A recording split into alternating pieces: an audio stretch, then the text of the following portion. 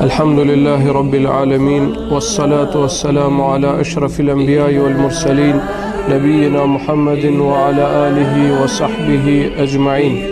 E falenderojmë Allahun lavdi plot dhe dërgojmë salavat dhe selame mbi Muhammedin sallallahu alaihi wasallam, mbi familjen e tij të ndershme, mbi shokët e tij fisnik dhe mbi gjithë ata që e pasojnë rrugën e tyre deri në ditën e gjykimit. Vëllezër dhe motra të ndershme që na ndiqni nëpërmjet ekraneve të juaja, vazhdojmë me emisionin e radhës nga seriali Në hijen e besimit. Jemi në kapitullin e tauhidit të kërkesës dhe veprës apo tauhidul uluhije. Pra, njësimi i Allahut subhanahu wa taala me veprat e robërve. Njësimi i Allahut me adhurim, me ibadet.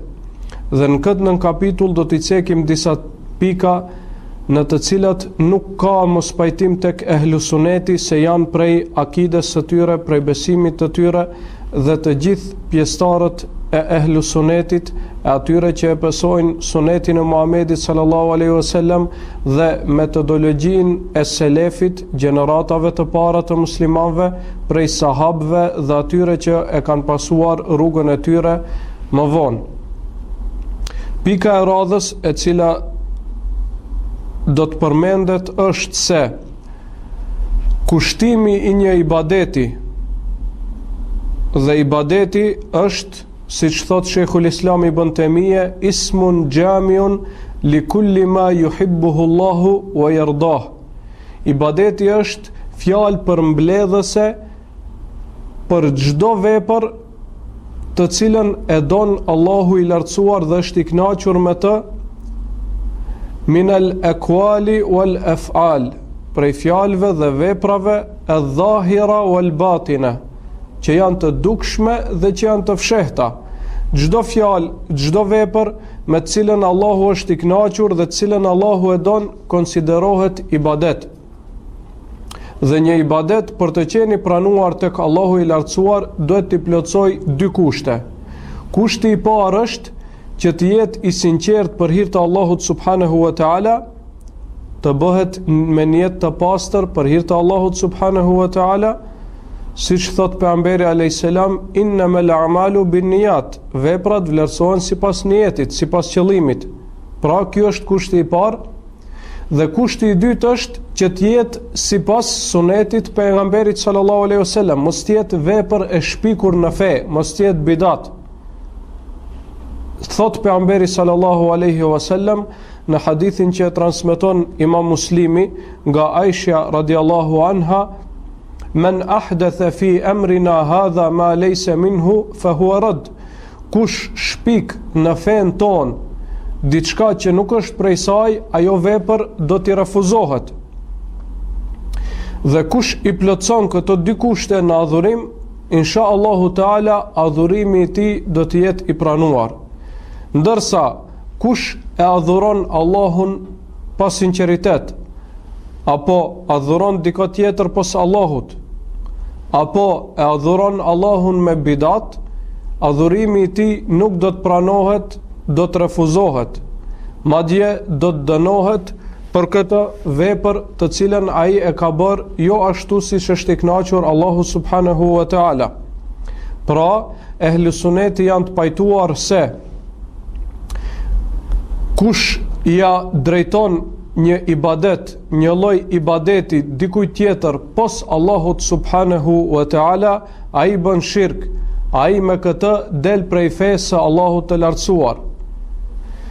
Dhe qoftë ai njeri i mirë apo njeri i keq, qoftë ai dru apo gur, qoftë idhull i dukshëm apo diçka që është besim i kot, nuk ka dallim ndërmjet asaj se ai e drejtove ibadetin tënd dikujt që është rob i mirë i Allahut apo është rob i keq. Në momentin që ti ja drejton një adhurim i cili i takon, si çdo adhurim i takon vetëm Allahut të lartësuar, në këtë moment që ti ja drejton një adhurim dikujt tjetër pos ti, bën shirk. Për shembull, shirku i krishterëve, të cilët i drejtojnë lutjet Isaut a.s. apo nënës së tij Meriemës. Po ashtu shirku i shijave, të cilët i drejtojnë lutje varit të Aliut radiallahu anhu, edhe pse nuk dihet sigurt se ai është vari i tij. Apo i drejtojnë lutje Husejnit radiallahu anhu, apo bëjnë haxh tek vari i tij, i cili pretendohet se është vari i tij në Kerbela. Të gjitha këto janë shirk ndaj Allahut të lartësuar. Dhe këto janë feja e mushrikëve të Mekës, të cilët i kundërshtoi Muhamedi alayhis salam, kur u tha atyre Kulu la ilaha illa Allah tuflihu, thuajeni nuk ka ilah të adhuruar pos Allahut, nuk duhet askush të adhurohet pos Allahut të lartësuar. Ata than e ja'ala al-alihata ilahan wahida. Ata u habitën, than ne kemi 360 idhuj të cilëve ne ju drejtojmë lutje. Si mundet që tash ta lutim vetëm një Zot? Pra e njëjta vepër të cilën ata e vepronin, tash po e veprojnë disa grupe që pretendojnë se janë musliman, siç janë shiitët apo disa grupe të dervishëve e kështu me radhë, të cilët ju drejtojnë lutje varreve. Padyshim se kjo është shirk ndaj Allahut të lartësuar. Mëkat më i rëndë që mund t'i bëhet Allahut të lartësuar është që të adhurosh dikë tjetër pos tij. Siç e kanë pyetur pejgamberin sallallahu alaihi wasallam, ja Rasulullah, i kanë thënë, cili është mëkati më i madh? Ka thënë, en taj'ala lillahi niddan wa huwa khalaqak. Ti bësh Allahut ortak, të adhurosh dikën tjetër pos Allahut kurse ai të ka krijuar ty. Ky është mëkati më i madh që mund t'ia bëjë njeriu Allahut të lartësuar. Dhe ky është mëkati, nëse vdes njeriu pa u penduar prej tij, shkon në xhehenem. Allahu nuk e fal këtë mëkat. Allahu i lartësuar thot: Inna Allaha la yaghfiru an yushraka bihi wa yaghfiru ma duna dhalika liman yasha. Allahu i lartësuar thot: Allahu me të vërtet nuk e fal që dikush t'i bëj shirk atij, e pos kësaj i a fal kujt të dëshiroj ai. Pra kush vdes pa u penduar prej shirkut, Allahu nuk do ta fal atë. Dhe shirku është një ndër mëkatet më të mëdha. Dhe të gjithë pejgamberët kanë ardhur me këtë, që të mos adhurohet askush tjetër pos Allahut të lartësuar, sepse shumica e njerëzve e pranonin se Allahu është krijues. Nuk ishte problemi mes tyre dhe popullit të tyre në atë se Allahu krijon.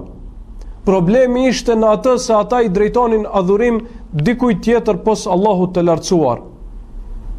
Andaj ehlu suneti e kanë këtë pikë shumë të qartë, dhe në këtë i pasojnë të gjithë pejgamberët e Allahut të lartësuar dhe thonë se askush tjetër pos Allahut nuk meriton të adhurohet, dhe kush i drejton një adhurim dikujt tjetër pos Allahut të lartësuar, ai me këtë bën shirk dhe del prej feje. Me kaq po e përfundojmë këtë emision, mbeteni të përshëndetur.